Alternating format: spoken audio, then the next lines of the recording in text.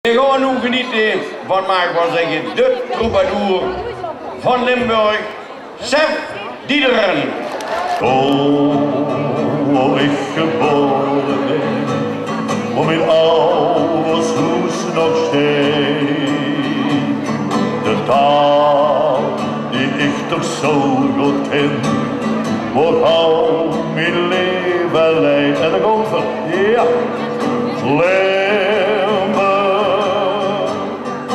Limburg Allein,